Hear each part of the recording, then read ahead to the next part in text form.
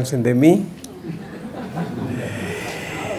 Y vamos a hablar un poco del autismo, pero realmente es para hablar un poco de la relación del eje microbiota intestino-cerebro, que es lo que se ha comentado varias veces, ¿no?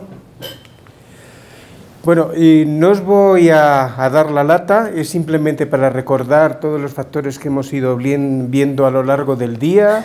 aquellos factores positivos, como podían ser el parto por vía vaginal, la lactancia materna, el contacto con un medio rural, y aquellos factores negativos, como podían ser la prematuridad, los partos por cesárea, la lactancia artificial,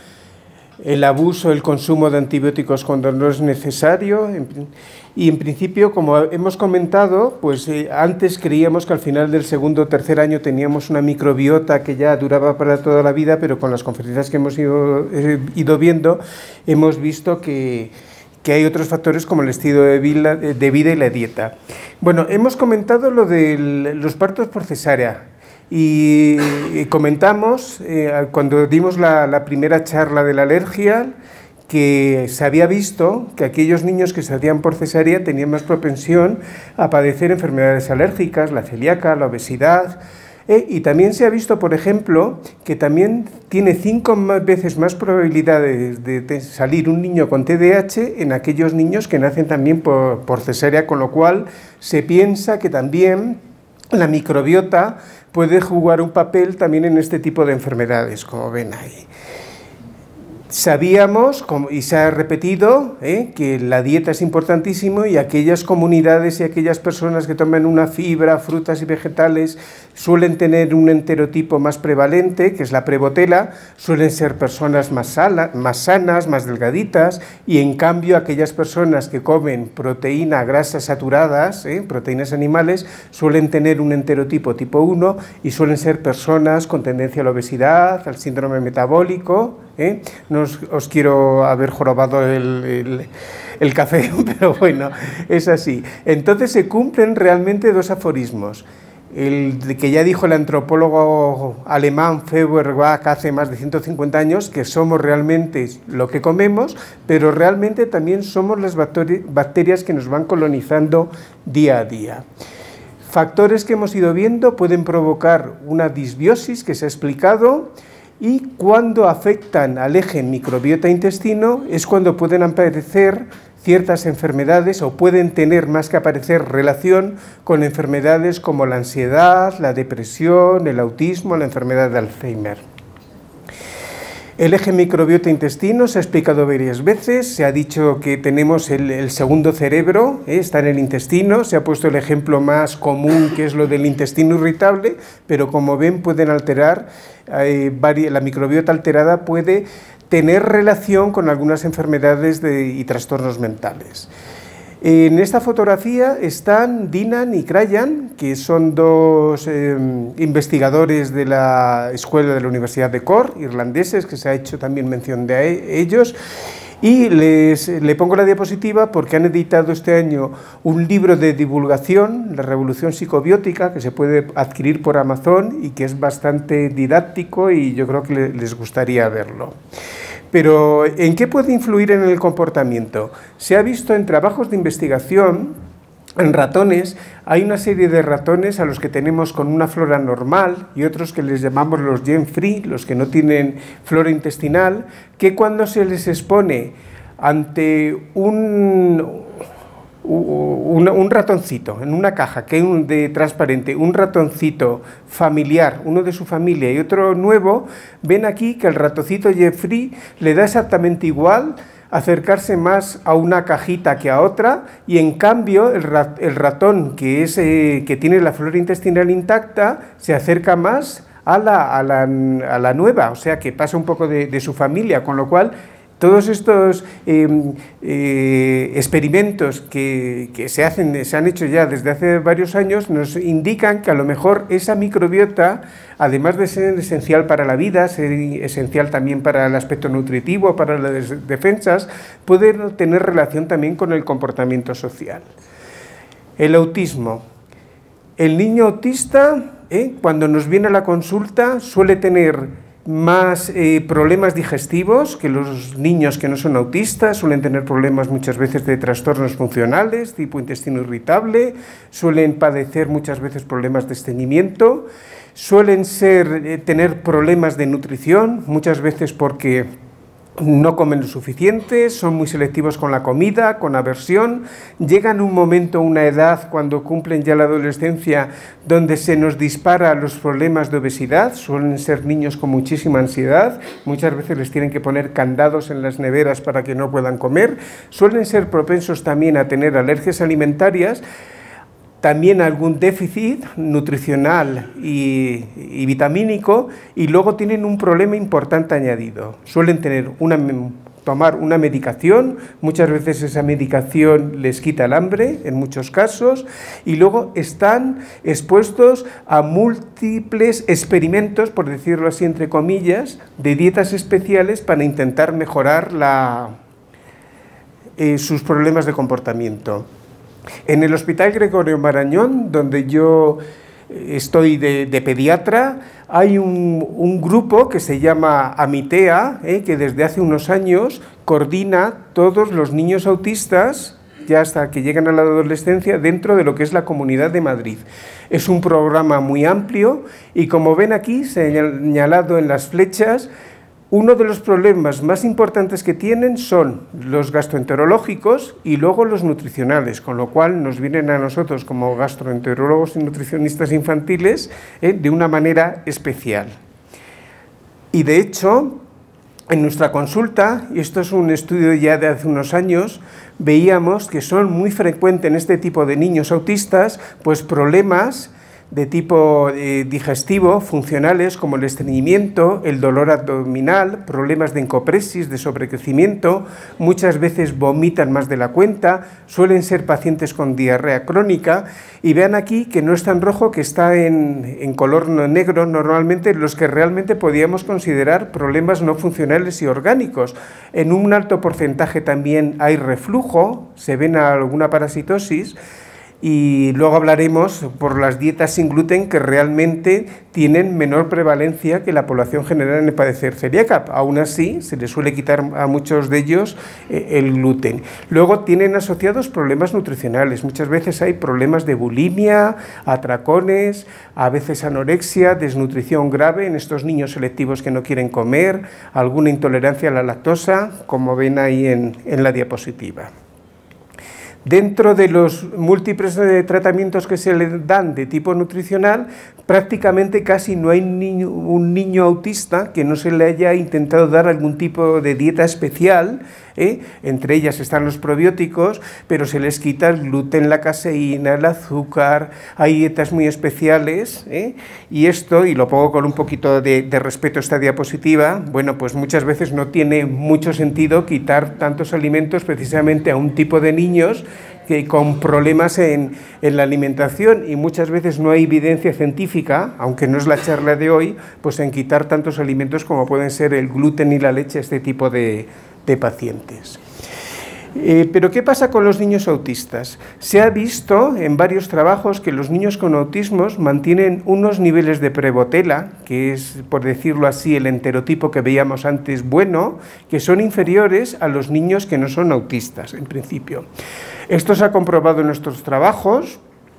y los que se ven normalmente es que aumentan los géneros Yersinia y Clostridium, normalmente como son proteobacterias, y aquellas eubacterias, por así decirlo, disminuyen en comparación con los niños no autistas. Hay trabajos, esto es del grupo del doctor Warner, allí en Barcelona, en Valdebrón, donde se ha visto, y como ven ahí, la microbiota intestinal de los niños controles, que no son autistas, es muy diferente a los niños que son autistas, con un aumento de estas enterobacterias, como ven ahí, en principio. No solamente hay un aumento de las enterobacterias, sino que además tienen una diversidad microbiana muchísimo menor. Hay bacterias peores, por así decirlo, y además de las peores tienen peor calidad y menor cantidad, en principio, los niños autistas. Hay modelos animales, hay ratoncitos que se les inyecta un complejo que no voy a leer, donde realmente remedan tanto los síntomas, el comportamiento que suelen tener los niños autistas, con muchas veces alteraciones a nivel anatomopatológico. Estos son estudios que hace una estudiosa mucho en el tema que se llama Xiao y que ha hecho bastantes estudios tanto en animales de experimentación como en humanos en este tipo de pacientes. Se sabe que esta disbiosis que se producen en estos modelos de ratones, modelos de autismos, genera una serie de metabolismos bacterianos que son detectables en el suero y están relacionados con los síntomas de la enfermedad. Y lo más importante es que estos síntomas que tienen estos ratones muchas veces se pueden corregir con una cepa especial de probióticos que son los bacteroides, como demuestra esta autora. Así,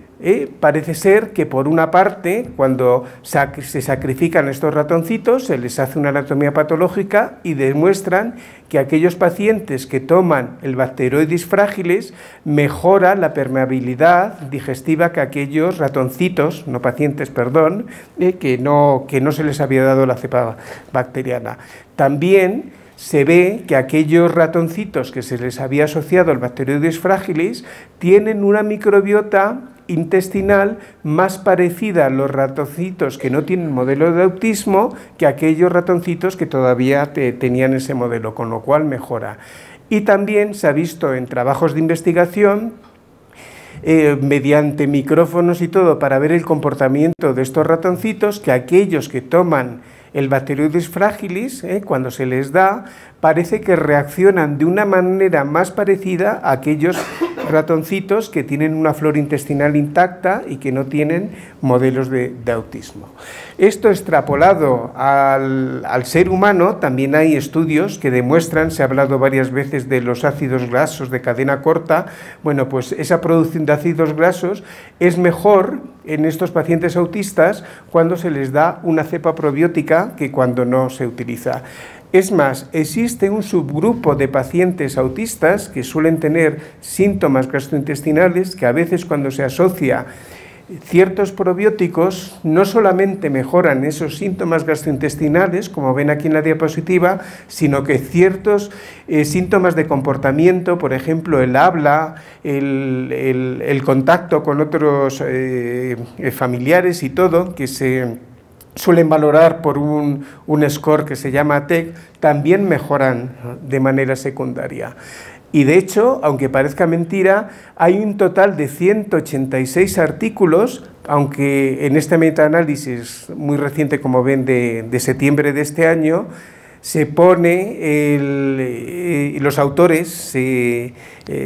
dicen que se necesitan más ensayos clínicos contrastados para demostrar realmente que ciertas cepas probióticas puedan mejorar estos síntomas gastrointestinales. Les he puesto un ejemplo, es entre 33 niños en edades comprendidas entre 3 y 16 años, se le dio una mezcla de probióticos, que no está comercializado ni en España ni en Colombia, durante 6 meses, y parece ser que primero mejoraban esos síntomas gastrointestinales y secundariamente el score ATEC que hemos estado comentando en principio. Se ha hablado antes de trasplante fecal y evidentemente, como decía la doctora Abreu, hoy por hoy la única evidencia científica son las diarreas por Clostridium recidivantes por Clostridium difíciles y sobre todo que se dan en ancianitos que están hospitalizados en principio, pero sí hay otras patologías donde se pueden empezar a utilizar, como por ejemplo es el autismo. Esto es un estudio también del grupo del doctor Warner, donde a un grupo de pacientes en un momento dado se hizo un trasplante fecal, como ven ahí, y los resultados que tenían era, por una parte, que mejoraban los síntomas gastrointestinales que tenían esos pacientes,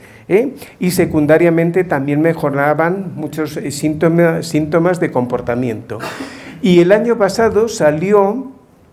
un paper bastante importante donde a un grupo de autistas se les hizo un trasplante fecal, primero para igualar todos se les dio unos antibióticos, esto era de una manera científica para hacerlo, donde le dejaron sin flora y luego se hizo un trasplante fecal de donantes muy enriquecidos y la verdad es que los resultados que se produjeron eran esperanzadores. Primero se vio que ese trasplante había sido seguro en estos niños con autismos que tenían unas edades comprendidas entre 7 y 16 años, mejoraban, como en otros probióticos, los síntomas gastrointestinales y los relacionados con el autismo. El efecto había sido mantenido 8 semanas después de haber el tratamiento y había unos cambios que se hacían en las determinaciones de la microbiota intestinal en este tipo de niños. Aún así, los autores, con cautela, y aunque los resultados fueran muy prometedores, dicen que habrían falta más ensayos clínicos contrastados para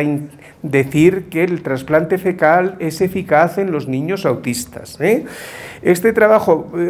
tuvo tanto impacto que editoriales de revistas de alto impacto hablaron sobre el trabajo y en general avalaban la metodología empleada por estos tipos de pacientes y decían que habría nuevas expectativas, aunque no recomendaban el trasplante fecal en estos niños, pero sí decían que podía abrir nuevas expectativas más que por el empleo de trasplante fecal o probiótico, sino porque el papel que podía jugar la microbiota en los niños con autismo. Esto hace que recientemente pues esté hablando en revisiones, como ven aquí, septiembre de este año, sobre el papel que puede jugar el microbioma y la microglía en las enfermedades que pueden alterar el desarrollo, o alteraciones, por ejemplo. También es una revisión muy bonita, que además está publicada recientemente, donde además de hablar de los factores genéticos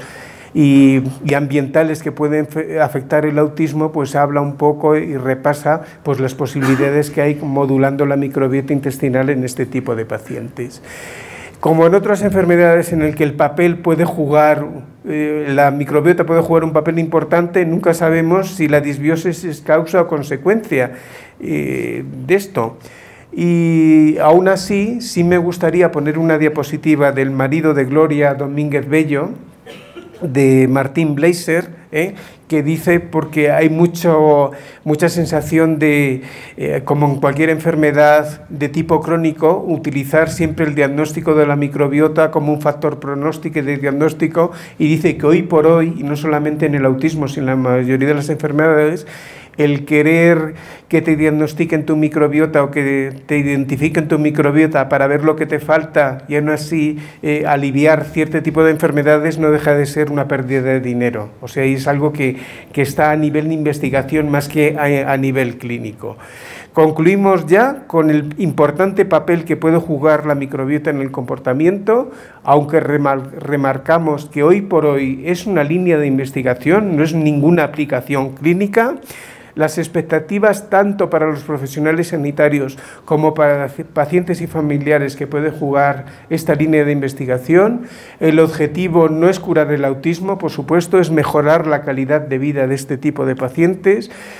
La importancia que tiene el rigor científico y la evidencia científica en estos estudios, y lo que es muy importante, y nosotros como pediatras y clínicos debemos tener, que no hay que crear falsas esperanzas en este tipo de pacientes. Todavía queda mucho por investigar para determinar si los tratamientos que modifiquen la microbiota pueden constituir una terapia segura y efectiva en los niños que tienen trastornos del espectro autista.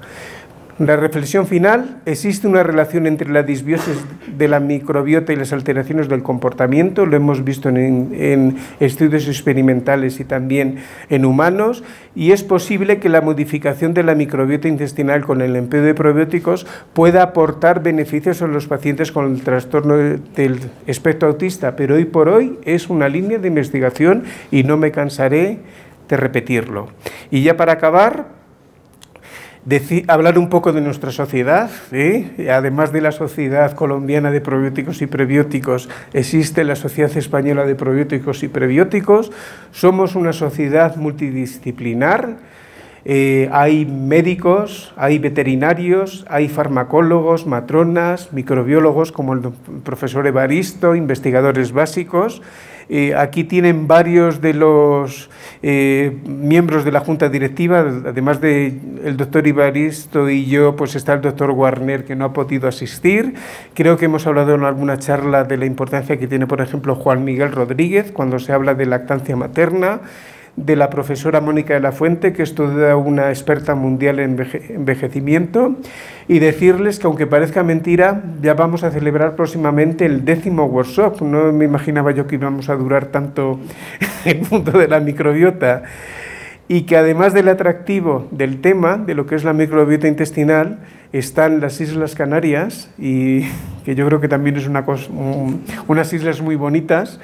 que son españolas aunque estén en África, por así decirlo, y que el 6 y 8 de febrero del año que viene pues celebraremos el workshop y quedan desde aquí invitados todos. Y nada más, alguna pregunta, pues aquí estamos.